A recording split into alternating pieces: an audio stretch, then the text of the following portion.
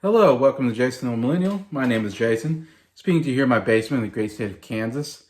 And in today's video, I wanted to start a kind of a ranking that I've been thinking about since last summer. My mom and I went to Europe and spent 2.5 weeks there. And it's my third trip in Europe at that time. And I got to visit a lot of different cool cities and different things. We did quite a bit in that time period. And if you watched my channel at the time, I posted those as part of what I call Jason the Midwest Traveler, and I showed a lot of video and pictures of that trip anyways. And so I've been to Europe 3 times, actually. That's my third trip. I only visited about 4 countries. So I do love traveling to Europe. I've gotten 3 chances to get to travel over there, which were great. And I really want to talk about my love for traveling to Europe, something I really love talking about. And again, there's so much of Europe I haven't seen, obviously, like I said, I've only been to England, Germany, Austria, and Czech Republic. Only 4 I've kind of visited around at this time. So I can't say this is a distinctive list of like great cities that I've visited, but I visited enough that I feel like I can put a list together and say, these are my favorite places I've got to go to. Like I said, obviously I haven't been to France, I haven't been to Italy, amongst other countries there in Europe. So even Ireland, Wales, some places I'd love to visit. Who knows, if I ever get to visit anywhere else, we'll see if I ever have enough money to go back, but I would love to go back again. But yeah, so I'm starting this a video for each city, my top 10 favorite European cities that I've gotten to visit, I guess. And I guess these are recommendations, or maybe if you ever go to Europe, these are places I enjoyed quite a bit, and maybe stuff you can think about, or just look up and just go, oh, this is cool. Anyways, or just hear some of my stories here of my European travel. And so, yeah, so this is my first video where I'm going to talk about my number 10th city, which is Eisenach, Germany. So I'll get into what it's like to visit, what my experience was, and why you should go. So that'll be the first. So here on Jason the Old Millennial.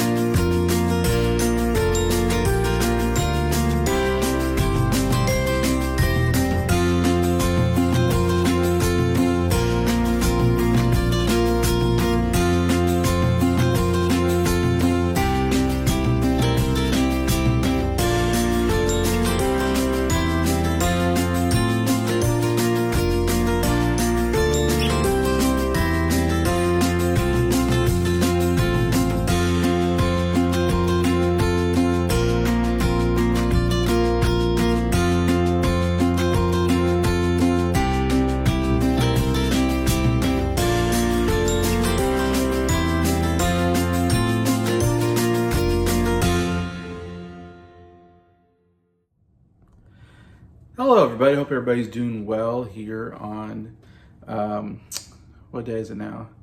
Thursday afternoon, Thursday evening. I don't know. I've been working so many nights lately. I forget what day is what and what time it is. It's just all blur.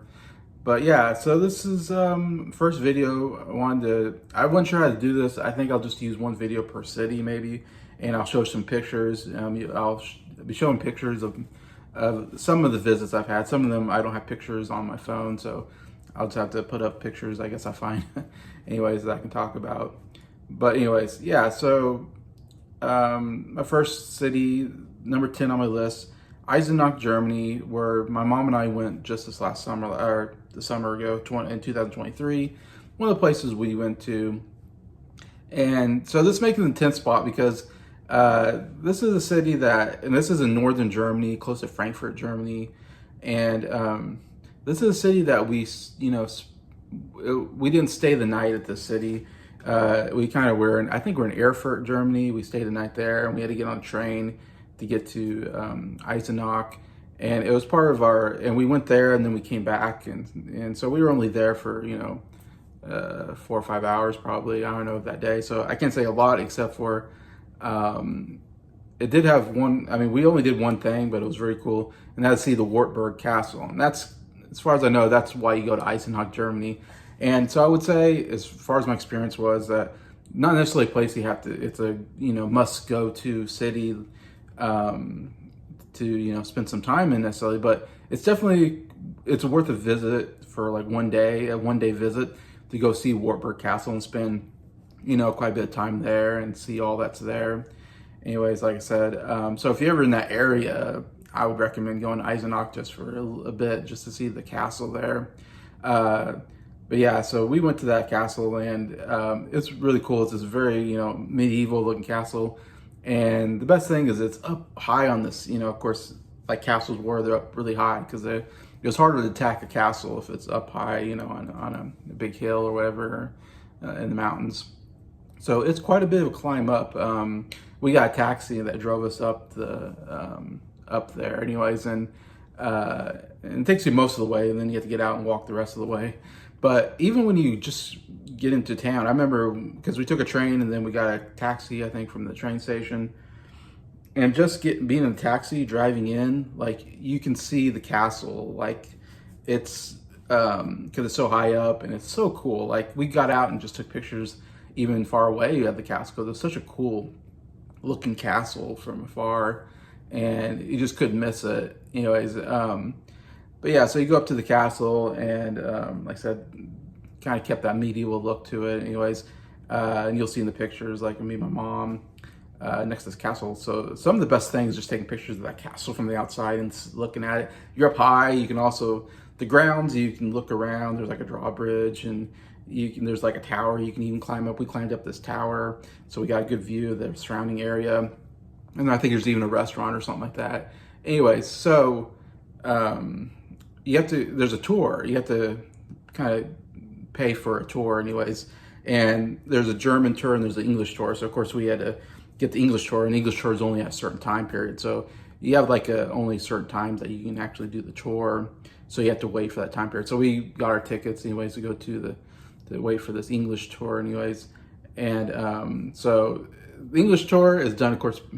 The person who's doing it is a German speaker, obviously. They were in Germany, but knew some English, so they can do the English part of the tour.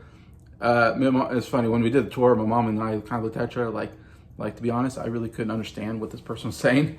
Even though they were speaking English, they had such a thick accent, and I felt like they weren't the most prolific English speaker. So it wasn't like the best tour I've had, but I still heard and picked up a lot about it. And the big reason why I should go back, the big reason why we went to Eisenach to see the Wartburg Castle is because of Martin Luther, because we were on this last trip, in this last 2023 summer, we were going to all the major spots that Martin Luther, something significant happened with Martin Luther, who, one of the most significant figures in history, especially in religious history. And as Christians, we look a lot to Martin Luther. He did a huge thing by, and I'll talk more about him on some other videos, because we visit a lot of Martin Luther places. That'll be on my list here. But as you know, he he broke away from the Catholic Church. That's where we get the Lutheran religion, and then Protestant religion really comes off of that.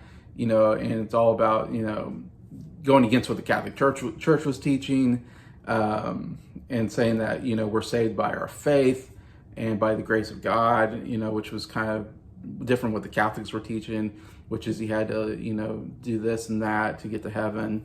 There's all these things you have to do, and Martin Luther was the major one that kind of, not the only one, but definitely made the biggest impact in reading the Bible and saying, no, the Bible actually says we're saved by faith, and so that was a new kind of concept or revolutionary idea that really broke away. And so After that happened, the Catholic Church, of course, wanted to get rid of Martin Luther. And Martin Luther was a very popular uh, theologian, professor, whatever. He taught at a college, anyways, theology, and he was probably the most popular theologian, teacher, anyways, because of all he was teaching about faith and all that, and what the Bible says and all that, and so of course he got a bit of reputation. The Catholic Church was, definitely wanted to, I don't know what they could do. I guess arrest him, kill him, whatever. So he was in some danger with the Catholic Church at that time. And I'm giving this history because it's important to the Wartburg Castle. But the guy that was in charge of the area at the time, his name was Frederick the Wise, and he was even Catholic himself. But the college that Martin Luther was teaching at was making so much money because everybody wanted to go learn under Martin Luther, and it was making enough money for the state or whatever, that part of the country that Frederick the Wise was in charge of. And Frederick the Wise lived at Wartburg Castle in Eisenach, Germany, that he took Martin Luther and hid him in the castle to protect him. Even though he was Catholic, he was like, I gotta protect this guy because he's making me a lot of money, which is kind of interesting. He's going against the Catholic faith and all that. But yeah, so he hides him in Martin Luther. In fact, Martin Luther would grow a beard, and he would be called something. I didn't look up all the information, but I remember from the tour, he like totally changed his look, and he went by a different name. He didn't go by Martin Luther when he was at the castle, and I can't remember how long he was there, but he was there for like 6 months to a year or something like that. I can't remember. In hiding and all that, and Frederick Wise was the one hiding them. And so while he was there, he ended up translating the Greek New Testament into German. So that was a huge deal at the time, because at the time you didn't have a German Bible, and people didn't have Bibles or whatever, I don't think. You had to go to church, and the priest had the Bible, and it was Greek or whatever, and he had to translate it to the people. So you just had to believe whatever the priest was telling you that he was reading. That was the truth, And that's why we get some corruption in the Catholic Church, because they were teaching, indulgences. And that was the big thing, is like to get your relative into heaven, pay the money, and that will help get your relative from purgatory to heaven or whatever, which is not biblical at all, not in the Bible at all, but something they were kind of made up, and they were making a lot of money for the church that way. Anyways, and Martin Luther was against that, thought that was, morally wrong and was unbiblical and all this stuff, So anyway, he translates. So that was a big deal, getting the Greek New Testament into German, and so the German people can actually read the Bible in their own language, which was a really big deal, and really helped promote the Protestant religion and Lutheranism and all that. Anyway, so he did that at Wartburg Castle. Anyway, so that's kind of the reason why we went. You can go just to see a really cool medieval castle, but me and my mom kind of went just for the history on Martin Luther, basically. Anyways, just to give you some background. Anyways, but yeah, so the castle itself, you go through these different rooms with this crowd, and the tour guide talks about each room and the significance of it. Anyways, and so overall, pretty cool tour. Get to see really how they lived back in the day, because it's pretty well preserved from the medieval period. I say medieval period to the period that Luther was in there. One of the cool rooms, which I'll show a picture of, is there's one room which the whole walls are like painted, different scenes, and there was some lady that lived there, I think, and she was a saint. She became a saint or something like that because she helped the poor or something. And so there's a lot of pictures of her throughout the castle. They really like her. But it's all tiled. That's the interesting thing. It's all very small, like little square tiles that surrounds this room, and it's all painted, which is cool. It's like, man, it's all painted. These really cool pictures, and so I'll show a picture on here. But it was the coolest room in the castle, anyways. But yeah, and then we go through the castle, and you learn about Martin Luther. There's a big room, which I'll probably show, where they had Also, Johann Sebastian Bach was also born in Eisenach, anyways. But they had a big room there and they had a piano, and that's where they would go listen to concerts and stuff like that. It was a really cool room too. I think even Martin Luther was there as well. Martin Luther would walk around; he had nowhere to go or do but to walk around. But the last part of the castle is Martin Luther's room, which you got to see his actual room where he studied and where he wrote so it's like, to me, it's cool. So I'm like, wow, like this is where history was made, the New Testament Greek turned to German, which was a really big deal. And you got to see, where he stayed and where he studied and where he did all that kind of stuff. So that's obviously a big part of the castle for me and my mom, especially, anyways. And so that's a cool part of it, anyways. But yeah, overall, I can't remember. It probably took like an hour or so to go through this tour. But yeah, overall, a pretty cool tour. Got to learn a lot of history, which I like. That's why I go do this kind of stuff. But it's also just cool, I guess, I think, to me, just being in the castle. And it's a really cool looking castle, like I said. Really picturesque, the way where it's on top of this hill. So to me, it was a really cool. That's why I put it at number 10, just for this Wartburg Castle. Like, that's the only thing we did, but it was cool enough to get into my top 10 favorite cities to visit, anyways. So yeah, so I'd say I recommend it if you're ever in that area. Check out Wartburg Castle. Pretty cool castle. Get a lot of cool history there.